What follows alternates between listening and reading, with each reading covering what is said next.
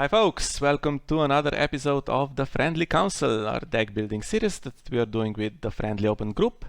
And with me is my usual co-host, Hannes. Hello. What is dead may never die. So, we are building one of Hannes's decks today, and it's one we promised you a while back when Hannes won his Champions of Westeros tournament. And I'm really looking forward to what you have for us today, Hannes. Yes, so you might have already gleaned it. It's going to be a Drowned God deck. So we're going to choose Greyjoy. And as an agenda, we'll choose the wars to come. But I'll leave the explanation for that for more to the end, because that will become apparent, I think, better at the end. First, we'll worry about characters and attachments and all the draw deck stuff, and then we'll talk about the plots. Yeah, sounds good. I think Drowned God is an interesting concept to explore. It plays the game in such an unusual way, right? Completely different to most other decks. Exactly. So that was what drew me to playing it. So you are very restricted in with what kind of characters and cards you can choose to make a useful deck. But it's almost playing a different kind of game. And that is what I love about Thrones in general, that you can play so different play styles and it still works. It can still be interesting. You have to remember different triggers. You have to develop different strategies and adjust in different ways. And yeah, this is why I really, really like Drowned God, because it's so different from any kind of other deck. Okay, and where do we begin? Yes, so I think in general strategy of my kind of Drowned God deck, it's very, I would say it's a little unusual at least. So I would start off maybe also for those who haven't played Drowned God before or want to go into it, with a set of characters that, in my personal opinion, each Drowned God deck should have as staple cards. And this is reflects that you have a smaller card pool to choose from. So that in other kind of decks, it's usually you cannot say these cards must be in there. But I personally think the cards I'm going to mention now must be in any kind of Drowned God deck. And I would be very, very happy if somebody challenges me on that on Discord or somewhere to get a discussion on that. But yeah, I am very opinionated on that. And with that, I would start. And then I would segue basically into what makes this Drowned God deck that I like to play specific. Okay, sounds good. All right. So let's start with characters. We take 3 acolytes of the waves. They are the Drowned God chums. They don't do much except give you 1 power when they are killed, but they are cheap and have a power icon. So this is 3 staple cards that you always need to take. Okay. Then 3 Drowned God Fanatics. I think unsurprising, in many Greyjoy decks they are very, very good, but in a Drowned God deck they are absolutely essential. Yes, and we often run into problems with the restricted list with these Friendly Council episodes, but I think at the moment this card is not restricted, right? It's in a pod with other cards that have nothing to do with the Drowned God mechanics, so it's an easy choice for you, I think, here. Yes, exactly. I'll do some foreshadowing. There will actually be not 1 restricted card in this whole deck build, which with Greyjoy is, I think, also quite an achievement. So even if when the Drowned God Fanatic was restricted, it was not a strong hit for the stack. But even if it got restricted and something else does, 3 copies have to be in the deck. Okay. And then also very unsurprising, Tarle the Thrice-Drowned, 3 copies. The most important character in the Drowned God theme. He allows you to marshal non-unique Drowned God characters from your dead pile as if they were in your hand. And this is the essential ability that basically allows you in the marshalling phase to get drowned god characters from the dead pile into play. Basically, both giving you an implicit card advantage on that, allowing you to withstand hard attrition and kill decks, but also being a central source of how you will generate power. Okay, and I guess this is one character that absolutely you cannot afford to have killed during the game, right? I'll come to that, but he is very, very central, yes. Okay. So in any kind of deck, 3 copies of him are a given. And then 3 drowned disciples. They are redesigned. And their redesign is basically that before the redesign, they could be triggered with limit twice per phase, so twice for each copy that you have in play. Now it's max twice per phase, meaning that across all copies that are in play for you, you can only trigger them twice. But they trigger when a character enters play from your dead pile. And they are the core machine of gaining power in most drowned god decks. Okay. And this is then also, for those who haven't maybe seen it before, if you have Tarle on the board and you have some drowned god characters in your dead pile, you can marshal them as if they were in your hand, and you can repopulate your board. Plus, each time you marshal such a character, that triggers one or all of the drowned disciples that are on your board, and then you can choose any kind of drowned god character on your board to gain 1 power. And this can, throughout the phases, gain you power quite fast. Okay, so I guess Drowned Disciple is another character that you absolutely have to see at some point over the course of the game if you want to have a chance of winning. Yeah, it's hard to win without them, but at least in this build, it is possible. Okay. But you always want to see them if you can. All right. So then, as we're really talking about the absolute must-haves, I would also say at least 2 copies of the King's Landing Proselyte. I, here in this deck, play 3, but 2 I think you should also have. And this is simply because they give you a kill effect on demand. You kill a standing Greyjoy character to put them into play from shadows. And against some decks who do not want to kill your characters by making military challenges, you need to get something in your dead pile to get the machine running with the drowned disciples and through Tarle and through other ways of getting characters out of the dead pile. And there you need to be able to kill characters without relying on the military of the opponent. And that's why I think at least 2 of them should be in there, 3 for my deck. Okay, and you will not ever be paying the shadow cost here. Only if you have to, then it's really not going well for you. Then I would say at least 1 copy of Old Grey Gull. I play 3 copies, 1 copy minimum, I would say. And I underestimated, I think, this character a little bit. It is also basically a kill on demand. And for the same reason as the Proselyte, you want to have that. And he's actually more flexible, as you can also kill kneeling characters. And it's an action that you can trigger in any kind of phase.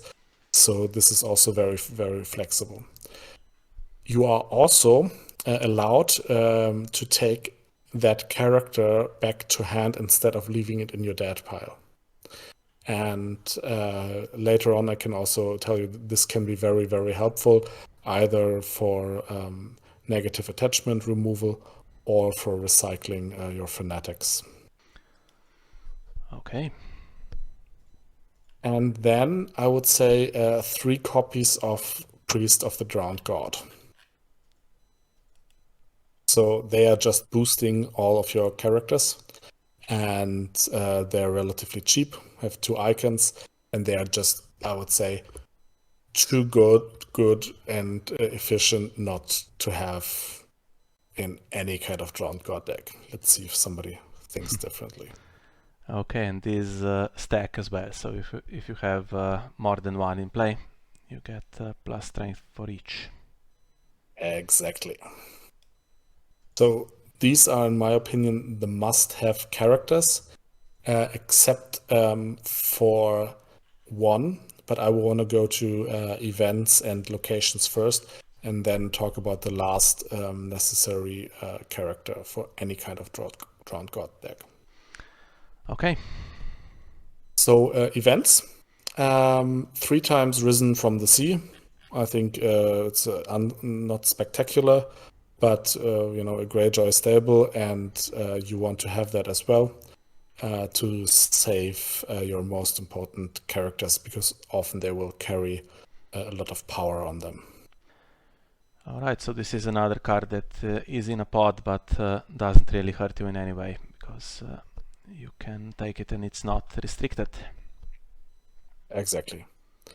And then 3 times given to the Drowned God. And also, I cannot stress this enough. This might be underestimated. I think this is one of the best events in the whole game. It is only not played so often because obviously it can only be played in a Drowned God deck. But I would say this is for Drowned God what Secret Schemes is for Mattel. It gives you draw, and again, it gives you a kill on demand. Both, are extremely valuable. So whatever you do, I would always keep 3 copies of Given to the Drowned God. Don't cut it down to 2, even if you want to have other stuff in there. Okay, so I think if we check the Drowned God decks that have been posted in the past on ThronsDB, for instance, that we might see some disagreements with this strategy. But yeah, good to know. So you would be killing usually pretty low cost characters with this, right? So let's say cost 3 or something like that. Yeah, so good targets are, of course, Acolyte of the Waves. You get a power from it. But you can also target higher cost ones. So maybe let's take that for later. But on some of the characters I mentioned, I might even discuss. But 3 copies of the Given to the Drowned God, I totally cannot understand if somebody does not play that. But, well, people also play without secret schemes, so maybe that's okay. All right, then locations. I would say 3 times Naga's Ribs is also a must-have. Yeah, that's a dreadful card for me to face when I play Baratheon Dominance. Just Yes. so much stronger than the Iron Throne within a couple of rounds. Yeah. In many decks, the dominance aspect is just a nice benefit, I think, to Drowned God decks. In mine, we will see later, it will become a core feature. But the reaction that allows you, if a character is placed in your discard pile, that is either if it's discarded for whatever reason, either intrigue claim or discard for reserve or what have you can move it to your dead pile.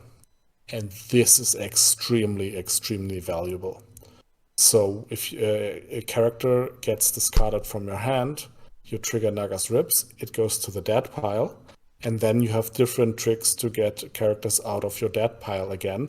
And by getting them out of dead pile, if you have disciples, you'll gain power. So you don't lose that card, but you actually make it almost more valuable in the dead pile than it would be sometimes in your hand. And if you have no immediate way of getting the character back, for instance, if Tarle is not in play yet, do you still just do it preemptively for the future? Yes, always do it, because it gives you 2 strength for dominance, and typically you won't have any way to get them out of the discard pile. So always trigger it unless there are very, very, very, very weird circumstances, but always trigger it, yes. And if the character is unique, also trigger it, or you leave it out of the dead pile in that instance? Good question. That depends a bit. So if you need to win dominance, you might consider that. But the other thing you consider is then also later which Aaron Dampire you will play. And this is something we'll turn to. So for unique characters, it's a bit more tricky. If, of course, you want to marshal next round Tal or Aaron or Old Grey Gull or someone, then don't put them in the dead pile. Yeah, that makes sense. But sometimes a dupe goes into the discard pile, and it can be worth it putting it in the dead pile just to win dominance, for example. Okay. And then the last necessary card, I would say at least one copy of Old Wick. I play two, but I think one is just absolutely worth it. So it's one of the ways that you can get characters out of the dead pile. So if you initiate a power challenge, you kneel Old Wick and you put the topmost drowned god character in your dead pile into play, knelt participating as a character. And then if you win the challenge by 5 or more, you take it back to hand. Otherwise, you place it on the bottom of your deck. And this gets a character into play from the dead pile during the challenges phase, potentially triggering a disciple. It also gives you a boost in power challenges. And it also gets, for example, if a unique character is killed, let's say, against your will, also gives you a way to get them out of the dead pile again, and you have the ability to marshal them again. So this would be actually one example where, let's say, something like Morgulis is played or Wildfire Assault, where you need to take care which card ends up on top of your dead pile, because you cannot later sort them. It has to be in the moment, right? Yes. So this is one of the few decks where that matters quite a lot, also for one of the plots. And yeah, so this can also be an important learning how you kill characters if you want to, in what order, and this can be very tricky, and this is why I think it's decently easy to play Drowned God for the first time and be okay with it. But actually, to be really successful, you need to learn these kind of triggers really, really well. And that takes some time because there the logic is really different from many other kind of decks. Right. Okay, so these are my cards that I propose should be in any kind of Drowned God deck. And now the last addition, and this is, the decision which Aaron Dampire to play. Because I think it's the only Drowned God character that has several versions. The 6-cost version does not really interact very well in the whole Drowned God mechanic. So that one is out, I would say. And then you have the 5-cost and the 3-cost Aaron, the core Aaron. And the 5-cost Aaron is an amazing character, so you can easily draw 2 to 3 cards each round with his insight and his triggering abilities. So it's an amazing, amazing card. But I'm playing core Aaron, 3-cost Aaron, and the reason is he has the ability that if you win dominance, to put an Ironborn character into play from your dead pile. And he's one of the power making and one of the engines of my deck, because my deck is about passive power and about dominance. Okay, that makes sense that you played the draw event 3 times then, since you are losing the other Aaron Dampire. How much is there overlap between Ironborn and Drowned God traits? Do you have many targets for his ability?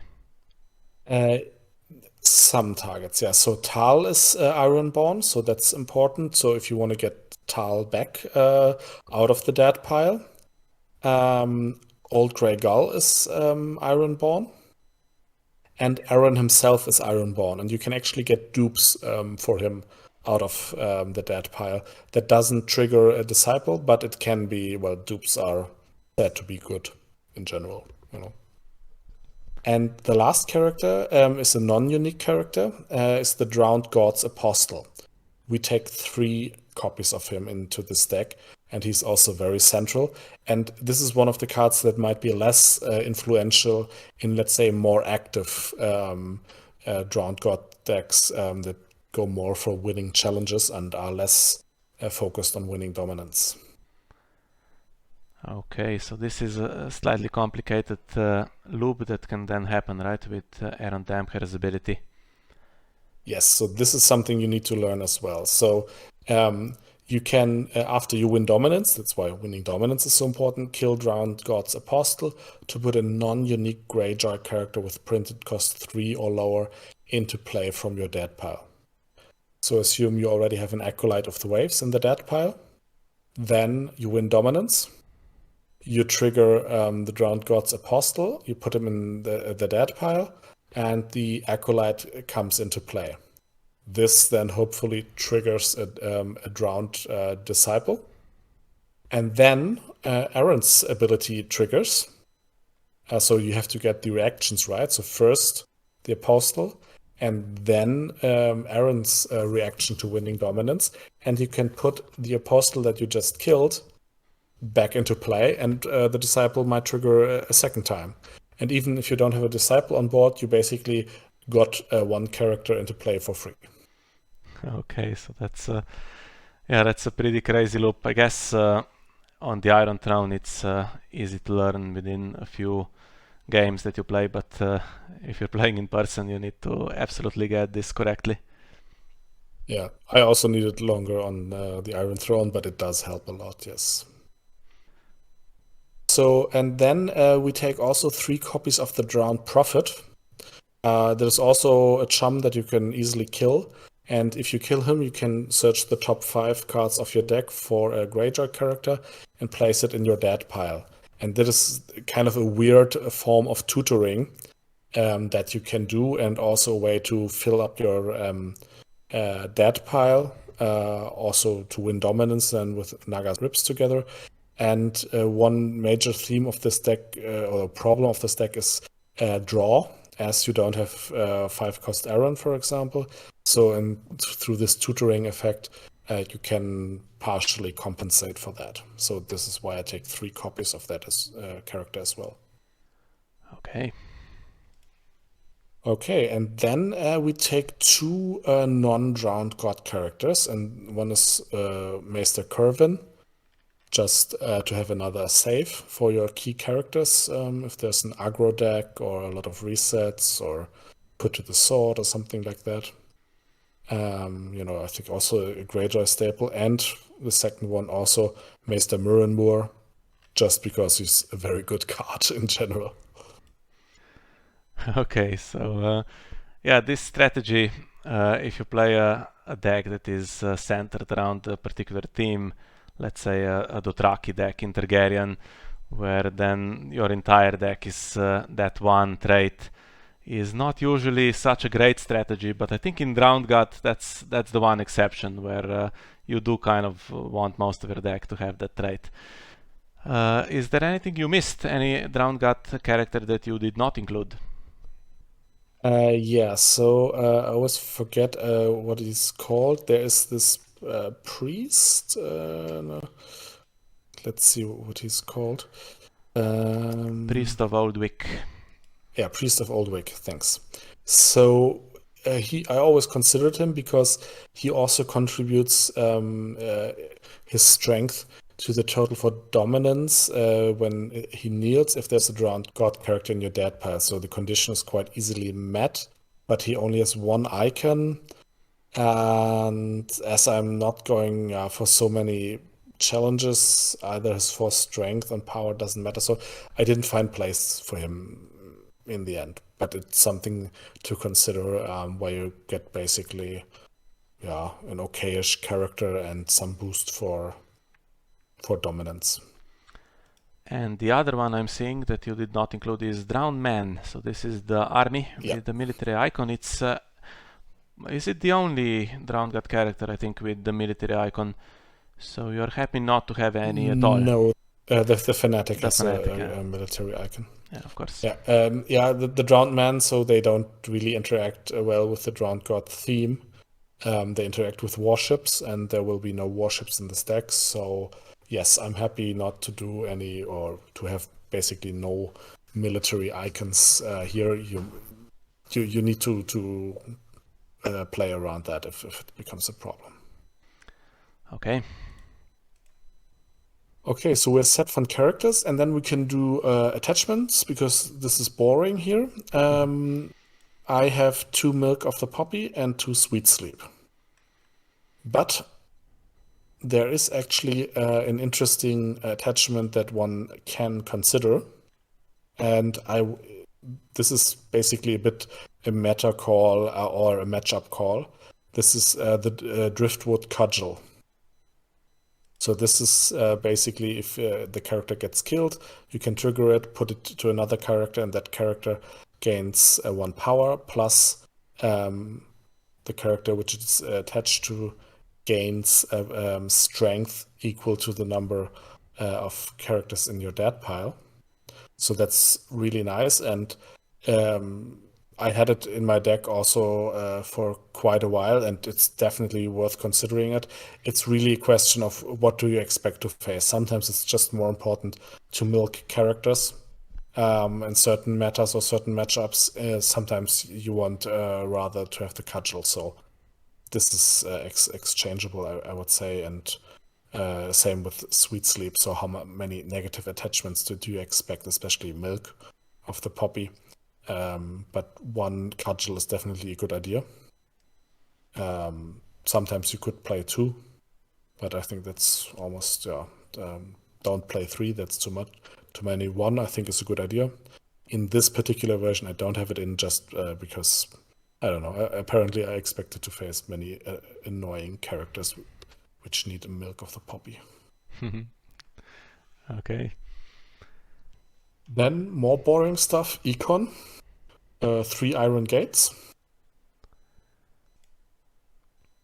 Okay, are you going first in this deck, or is that not a concern?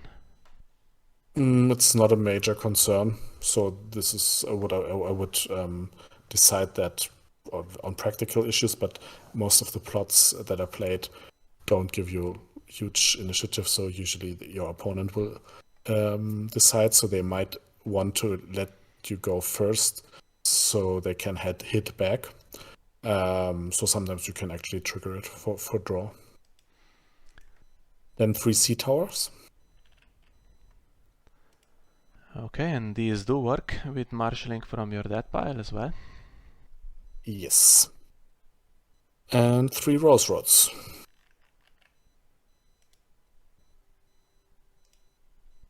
And then 2 additional locations which might be a bit more unusual. One is at least 1 copy of the Iron Throne core. And this is just to give even more boost to dominance. And this is if Nagar doesn't hit the board, or sometimes you just face opponents who slap the deck full of huge characters, and they can just leave them standing and challenge you for dominance. Or, there might be, Bara-Dom players, and this gives you an extra. And again, a bit depending on what you expect to face, you might even consider 2 copies here, because winning dominance is so important in this deck. Okay, so basically you have 4 locations that help towards dominance, and you would expect to see at least one of them over the course of a normal game pretty soon. Yes. And then the last one is the Inn at the Crossroads. And I think it's not played so often, and you could say it stinks of desperation in the sense that this deck does not have enough draw in my personal, or at least not enough for my personal liking. So this is something I'm trying out. It could go out again, but it could be something that does give you additional draw that you might need. Okay, and that means we don't have the other Drowned God location that is available, the Great Wick. Have you considered that at all? Yeah, Yes, I love it. Really, it's a really, really great location. But two things. First, it's too expensive. 3 gold is often you don't have that to spend. And then it's actually a really nice effect and it's really cool. And I would like to see even more development in the future to support that theme of discarding opponents' hands with Drowned God cards. But it doesn't synergize with anything else that this particular deck does. So one would have to build the deck differently, and we can talk about one interesting event later on for that. But here it's just way too expensive and doesn't give synergy enough. Yeah, I definitely understand what you're saying here. When I played Drowned God, this was my favorite card, I think, to use, but it didn't directly contribute towards winning the games. And when I looked at other decks, they were just skipping this altogether, which is a shame. But yeah, maybe at some point in the future it will be a staple. Yeah, so I really want to become, I don't know, world champion someday just to propose a new version of Tarle that could, open up the possibility for an alternative theme how to play Drowned God. But yeah, I have to train a bit more for that. Well, we can give you a little spoiler. Not sure if this episode will be published by the time the new cards are already on ThronsDB or not, but there is actually one planned in the next cycle, so looking forward to that. And it just might help that great, weak, more destructive strategy. Oh, I'm really looking forward to that. So that I'll definitely test that. Yeah. Okay, but then we're at 16 locations, I think, and we can go to the last events. Okay, and Drowned God does have a few options here that we have not talked about yet. Yes, but let's first get the boring stuff out of the way again. 2 Hands Judgments, and you might also consider a third one. And the reason being that the 2 other events, Risen from the Sea and Given to the Drowned God, can be so important. So that basically Hands Judgment you can keep it as protection against the opponent's Hands Judgment, because you really want to get those through, and you really want your Risen to work and not to be cancelled. Yeah, that makes sense. And then one of the newer cards that I really, really love is No Godless Man.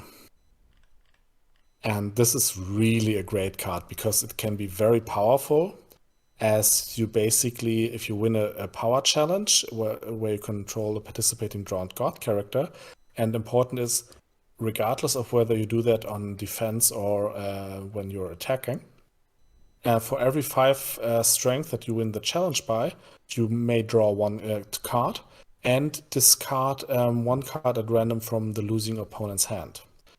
So it destroys your opponent's hand, and you can draw additionally. So this is really, really cool. But given that I'm rather passive in this deck, I have only 1 copy in here. I also played the deck without any copies here and having a third Hand's Judgment. But having 1 in is just really nice. And in other kind of Drowned God decks where you play more offensively, you can really use that to terrible effect. And especially in the first 2 rounds, maybe destroy your opponent's hand quite significantly. Yeah, basically all the characters have a power icon except for the Fanatic. So what is your record with this? Have you ever drawn, for instance, 3 cards, 1/15? No, my record is 5. Oh, okay. In a casual game, though, but yeah, so that's unusual. But it can actually happen. So you have many characters. The Priest of the Drowned God pumps them. And I also had earlier versions where I had the Iron Fleet Scout in there, and other Drowned God decks play that as well. And then you can get to 25 sometimes, right? But more realistically is 2 or 3, I think. Okay. So 2 other events that I'm not playing Drowned God is What is Dead May Never Die. After you win Dominance, choose a Greyjoy character in your dead pile and put it into play. It costs 3 gold, and basically does what I would rather do with Aaron and or the Drowned God's Apostle. So I don't have high value characters that I couldn't put in with Aaron, so this is not good value for money here. And Bless Him with Salt is, I think it doesn't even have the trait of Drowned God. Let's see. No, it's No, just it's a a blessing. blessing. But it would be in the theme. And you could consider if you're playing a more offensive or more active Drowned God deck, but as I'm very passive, this boost in the power challenges is not that important. But else it might be worth considering. Although I don't think it's that strong. Okay, superior claim. Have you ever considered that? Since you obviously can win power by 5 fairly easily. Yeah, you could do it, but again, as I'm very passive, I don't have it in the deck. In other decks with a Drowned God where you're more active, it could be a consideration to take it in. Okay, so that means we are at 61 cards. So which one are we cutting, Hannes? So in at the crossroads might be one to cut. No Godless Man I wouldn't cut. I would only trade it for Hans Judgment. But then it's quite sad. Or in the attachments you can play around a bit more or less milk, sweet sleep, put in a cudgel, something like that. But 61 is in general a great number. I would keep it at 61. All right, and then we also have a lot of flexibility with our plots, since we are playing an agenda that allows us to include 10 of them. Yes, and at the beginning I said, okay, let's explain why this agenda. So I think the two most common agendas with Drowned God is first Banner of the Sun, that takes some control from Martell, but especially also the Desert Raider, which can come out of the dead pile and trigger the Disciples. And the Prince Who Was Promised with Tal as the Prince. So you can have a reliable mechanic to get hold of Tal as the key character.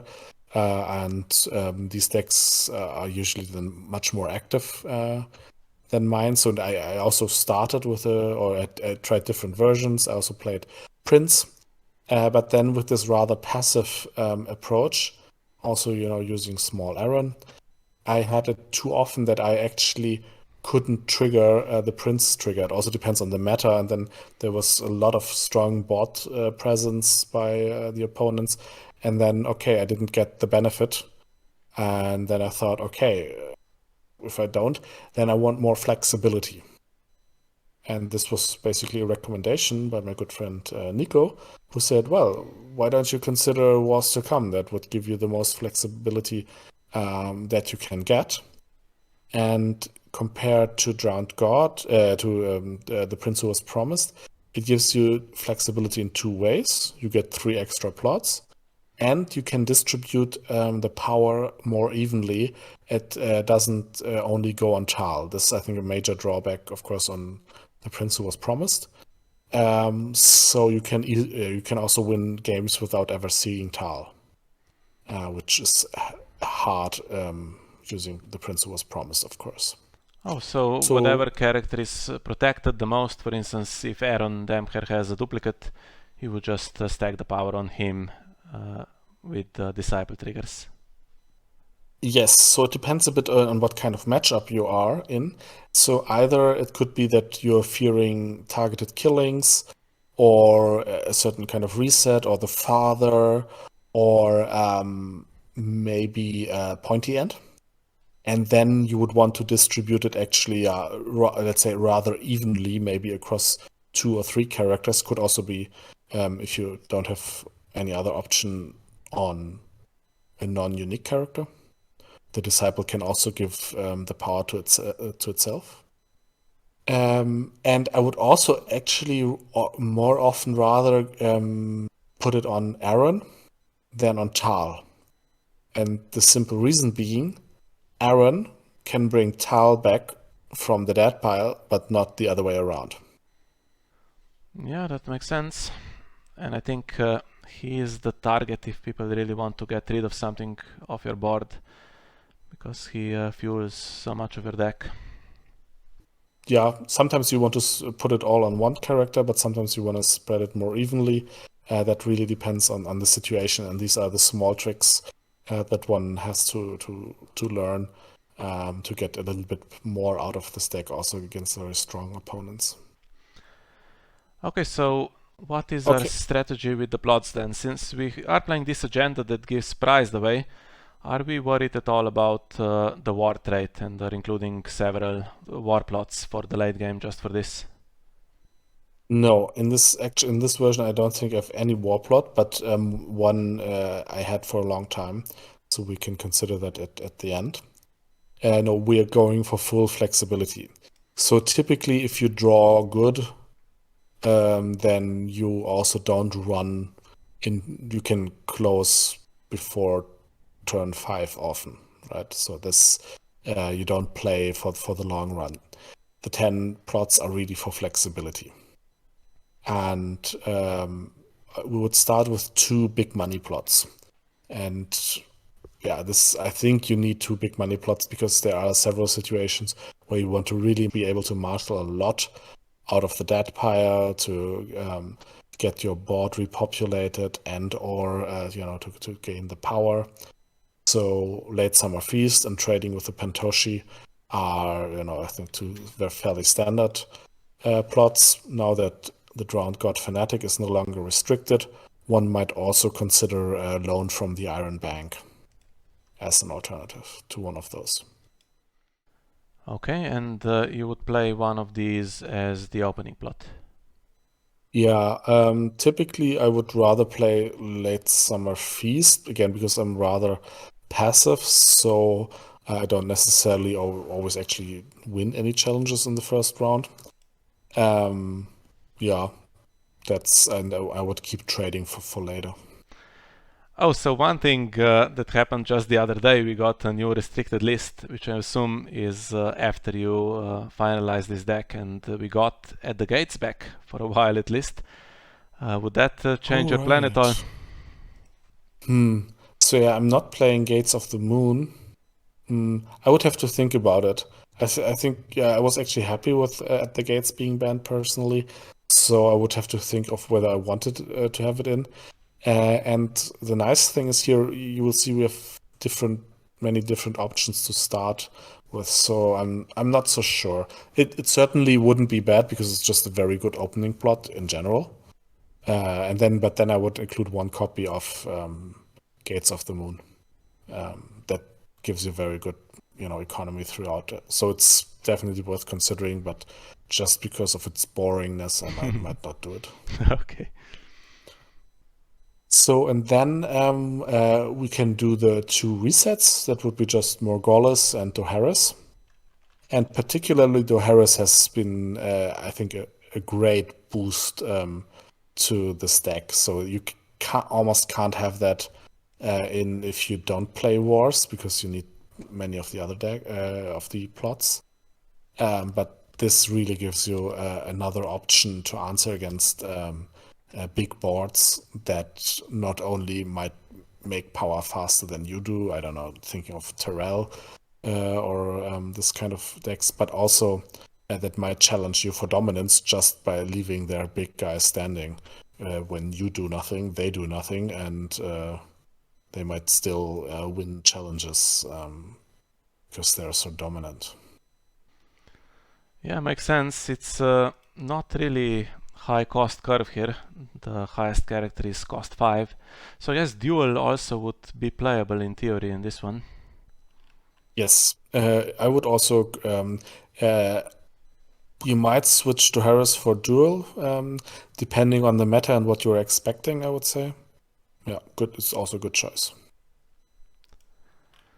Okay, And yeah, it's a passive deck, so you want passive power plots to be more boring. And for that, we pick 1 copy of Winter Festival and Feast for Crows, as the second one goes well with winning dominance.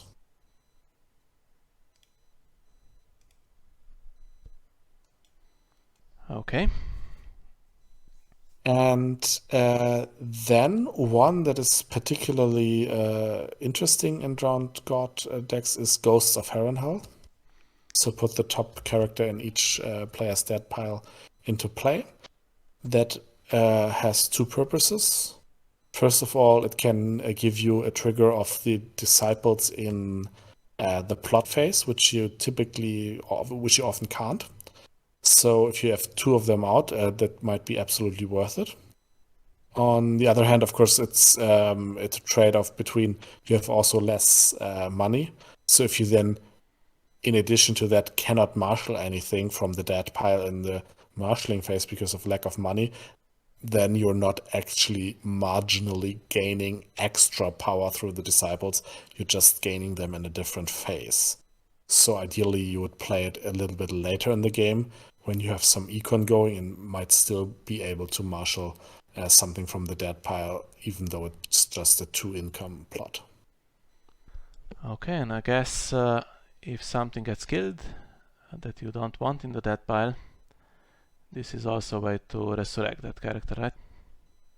Yes, it's also a fallback option if something went really wrong and Tal went up there, or even worse, Aaron went into the dead pile, especially against attrition and kill decks. This can also be a lifeline. Yeah, I played against Drowned God a few weeks ago when it was very obvious that Ghosts of Harrenhal would be played because my opponent, I think, took Tarle for claim, which was such an unusual move. Or was it moved him into the dead pile with Naga's ribs, something like that. He ended in the dead pile where it wasn't forced that way, and I knew that this was coming, and luckily on that occasion I had Barring the Gates in my plot deck. Oh, very nice answer. Yeah, very good. Okay. And then speaking, of potential attrition decks, one plot that you might trade if you don't necessarily think you need it is Forgotten Plans. I mean, first of all, it's an amazing plot. I think it's just in terms of the design.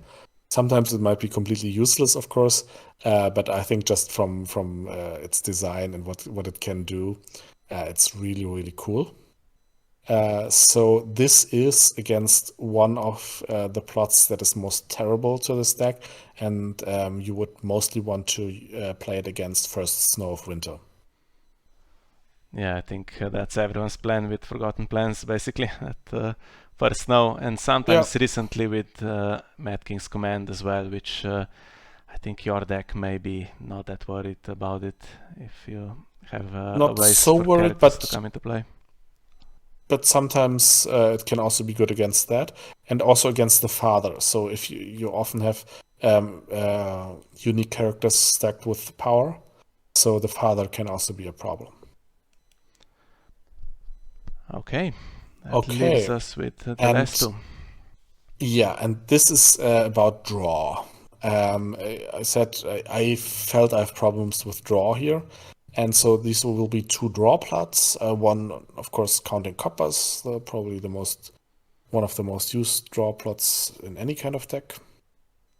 And the second one is Return to the Fields, which has another advantage. So you can sacrifice characters, and it can also be to react to, of course, as it's often used, to an opponent throwing a reset, for example, to Harris, and you have a big board, or also Morghulis, actually. Not always. Morghulis is great for a Drowned God. Depends on if you have dupes, if you have Risen on hand. But even if that's not the case, you can sacrifice your characters so they go to the discard pile. And then if you have Naga's Ribs, you can trigger it and they go directly to the dead pile. So you can draw cards and you can fuel up your dead pile again if you need to. So this is why this can be also a very, very valuable plot. Yeah, that's nice.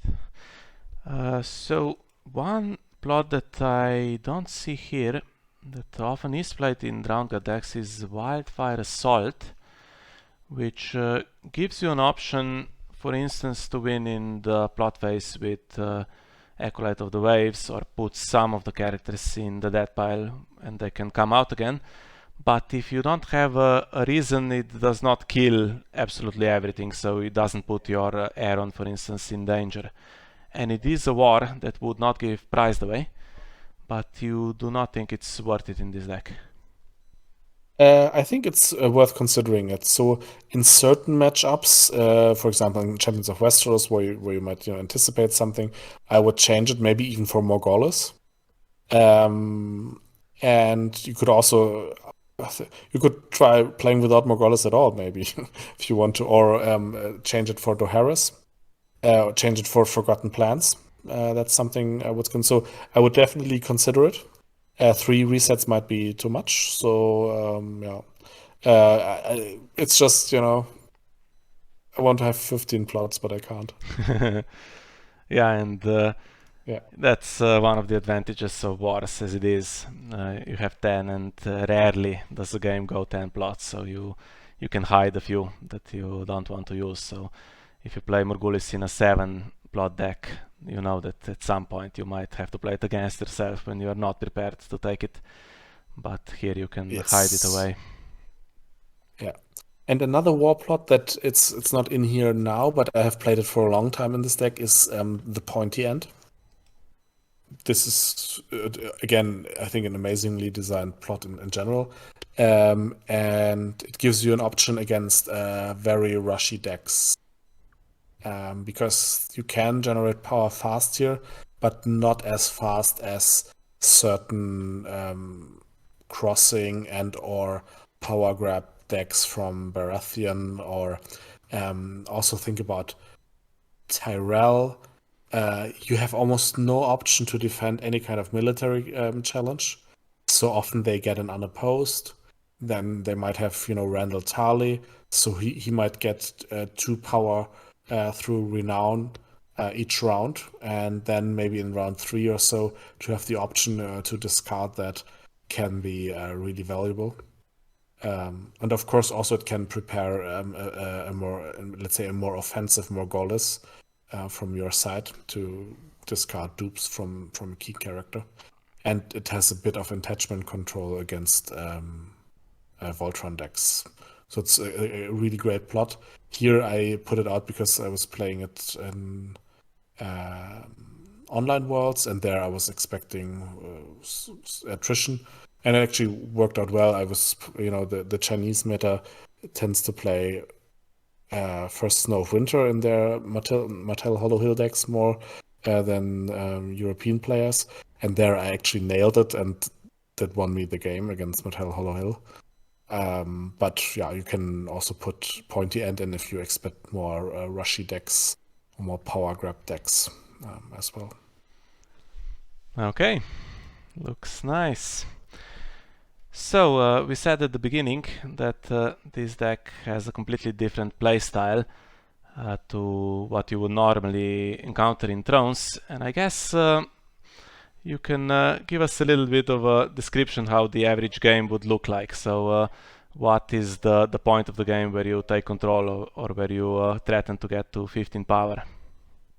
Yeah, exactly. So of course, it depends on your matchup, but in general, this is one of the decks where you really focus on yourself, and you have to focus less on your opponent than with many other decks.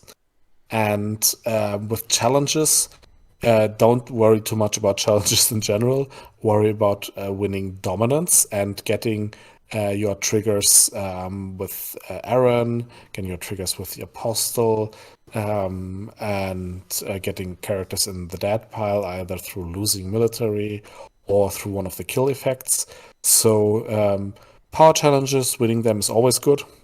If you can defend power or win power, that's great.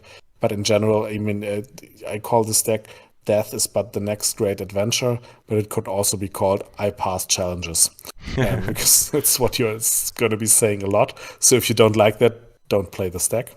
It's really built as a passive, so it's also something I wanted to try, because I started designing it for the specific passive power in time, and you might remember that still when great ranging decks were basically everywhere, and they were being so oppressive with their board dominance and intimidate and everything. And then I just thought, okay, then I'll just build something where I don't need to win challenges. And this is basically the backstory there. So don't worry about challenges a lot. Try to win power if you can. That's a big difference to any kind of other deck.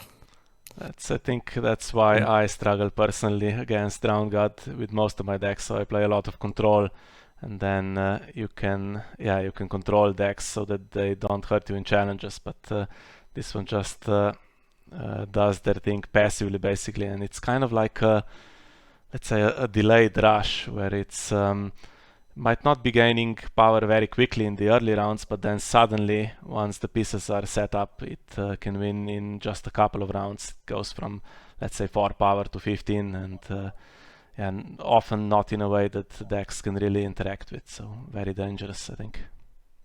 Yeah.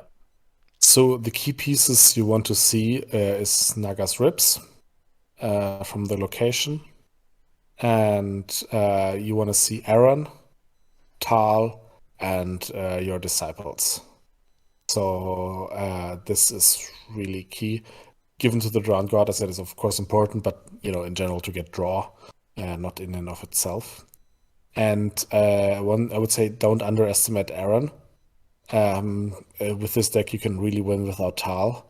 But it's actually sometimes even harder to do it without Aaron, although it's of course also possible. But he's disproportionately good in this deck compared to other decks, or also compared to his just 3-cost character. So Aaron is really, really crucial here. And this is why you need to worry about dominance so much, because it's really geared to that. And yeah, and then learn the triggers. And this is really important. So learn how the disciples work, that you want to spread out the way that your characters come from the dead pile into play over different phases. And the 3 easiest phases where you can do that is marshalling. That is typically through Tarle. But also remember, it doesn't have to be through Tarle. So the Drowned God Fanatic is therefore, you also want to see him. Really important, because if it is in the dead pile, it can kill a character. So it's a kill effect, what you want often. And it comes out of the dead pile. And it typically comes out of the dead pile during the challenges phase, but it really doesn't need to. So with the Fanatic, this is something one has to learn. When can I put it in so that it gives me extra triggers on the Disciple? Because it's max 2, So, and it doesn't come in when already another character has come in that phase. So you can get him in marshalling, but you can also get him in the draw phase or in standing phase. So this is super flexible. And then in challenges phase, you can use Old Wick. That's really the cheapest way to get that done. But of course, you can again use the Fanatic. And then dominance, you use Aaron and or the Drowned God's Apostle, so that you can have the triggers there as well. And then in plot phase, you only have Ghost of Harrenhal as a one-off opportunity there. And make use of the Fanatic in unexpected ways. A small thing, for example, to consider is, let's say you have one disciple out, you make a challenge, a power challenge, you trigger Old Wick. One of your Drowned God characters comes into play, you trigger the disciple once, and then you trigger the Fanatic and you kill the character that has come out of the dead pile. Because taking it back to hand or having it shuffled in your deck might often not be what you want. You want it to come out of the pile, but then you want to go you want it to go back in. And that is what you use then the Fanatic for, to kill it while it's still in the challenge. And then the Disciple triggers twice, and you don't lose characters in your dead pile when you need them, for example, for dominance. So these kind of things is what you need to know. And also against attrition or trigger heavy decks, the combination of Old Grey Gull and the Fanatic is super important. So I said you can reuse the Fanatic, so kill the Fanatic, and then in that case, don't leave them in the dead pile, but take them back to hand. So they are again useful for canceling characters' abilities. And that was basically what saved my ass in last Champions of Westeros, or the one before, against Radek's Tyrell Banner Lion deck, which is super shadowy, extremely attrition based, and has many shadow triggers. And first of all, I got super lucky. I drew all of my 3 Fanatics, and then I had Old Grey Gull, and then I recycled them like crazy, and I canceled so much. He was, I think, not very pleased. So this is important. Also, as we said, the order to trigger Apostle and Aaron is something to learn.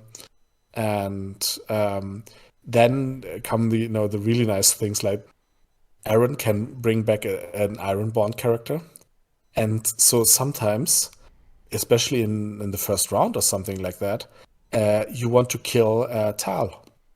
If you're very sure that you win dominance and that there won't be a cancel on Aaron, it's completely fine to kill Tal if you don't have a dupe on him, either by bringing in a Fanatic or given to the Drowned God. Gives you 5 cards. Amazing. And then he comes back in with Aaron. Especially useful if Tal has been milked. It's a prime target for milking. So it's a negative attachment removal as well. And learning when you can do that safely. And this is a really advantage because often opponents don't expect you to kill Tal, right? Under no circumstances. But it can be an option. Also, Old Grey Gull comes back, so you can kill him also. That can be very useful. Yeah, so this is all things that you don't learn from playing any kind of other decks. So this is what I think it makes it really cool, but also kind of difficult. Yes, and the last thing we always talk about, so just in general, what are some of the matchups where this deck does well, and what are the matchups where it struggles? Yeah, well, you already mentioned it, right? I think I played a couple of times against your Bara Summer deck, which I think is a really good deck. And I think you made it to the cut in Starlek with that, right?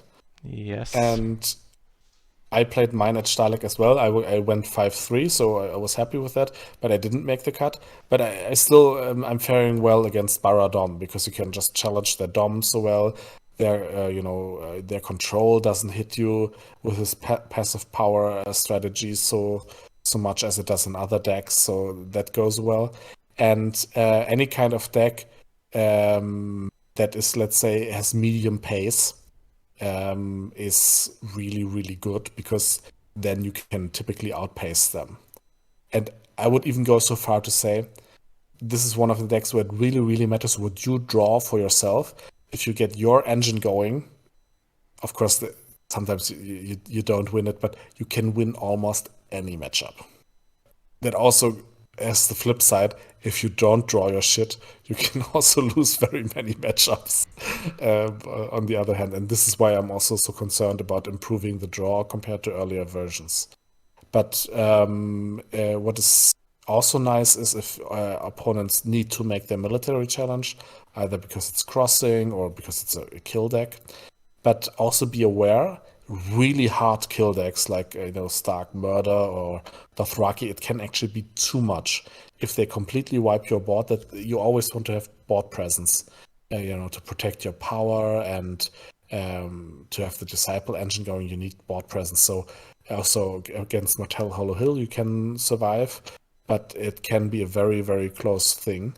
Also against Burn, you might think, okay, Burn is an ideal opponent, and you can be strong against it, but if they kill everything, then you're in a bad spot. So, and that will depend more on what you draw, typically, in my opinion, than on what they draw. And So bad matchups can be like Lannister-free companies, because they can have so many cancel that even with all of your triggers, you're not coming through enough. And for many of your triggers, you have to kill characters, and so then they cancel so much that you don't have characters to kill anymore to get your triggers through. So that can be difficult, but it can also be beaten if there it actually depends on what they draw. So if they don't have all their cancel machinery out, you can out trigger them basically in a war of trigger versus cancel. And yeah, sometimes if your opponent is just too fast crossing, very strong power grab decks, then you don't have your machinery working yet. This can be a problem. I had a problem against these Martell family Martell decks, where they just then do in these huge challenges, and you cannot defend them, and then they trigger the Viper, and then they gain 3, 4, 5 power through Doran's game. And I had this problem that, okay, I have 2 resets, but then they cancel the resets. So if they are well prepared for your resets, then these kind of huge board dominance decks can be a problem as well, because then they just dominate you too much and are faster and more explosive than you are. Yeah, Stark is never good. They have Carhold, they have Frozen Solid, so Stark can always be a problem if they have this more winter theme, targeted killings, yeah, and their negative attachments and Carhold. You could also consider in general having a second Winter Festival. It's also a very good plot here, and this can save your ass then against Carhold, but yeah, Stark can be problematic depending on what they play. And even very heavy, maybe location control if they kill off Naga and all your economy, Greyjoy, Kings of Winter, then it again depends a bit on what you draw. So overall, I would say I don't know, I get 55-60% win rate. Also in competitive matchup, which for me, with my skill level, is I think quite good. But others will probably be able to do better also, yeah, with other variants of this deck. So it is competitive, but I haven't seen any major victories of Drowned God in the recent years either. So I won the final, but I won it in Champions of Westeros by picking the right matchup against Argento. And if you do that, then it's really, really strong. But in a general big tournament where you have to face everything, there I think it's good. I think it's fun, but I don't think it's absolute top tier. Yes, I think it's always been one of the strongest decks for single games where you try to guess the matchups, because some decks simply cannot deal with it at all in any way. But yeah, taking it to a tournament is a different matter. But I think it is a good deck always, and if I take it to a major tournament right now, I think I could possibly make the cut if I played really well. Yep, so that's the deck. I can highly encourage everyone to give Drowned God a try, either in this passive form or choose a more active one. And it's a really nice playing experience that is really different from almost any kind of other deck. And with that, I'll say again, what is that? May never die, but rises again harder and stronger. All right, and thank you, Hannes, for explaining this deck in so much detail, and to all of our viewers for watching this one with us. Hopefully we'll see you in the other episodes of the Friendly Council as well. Bye bye.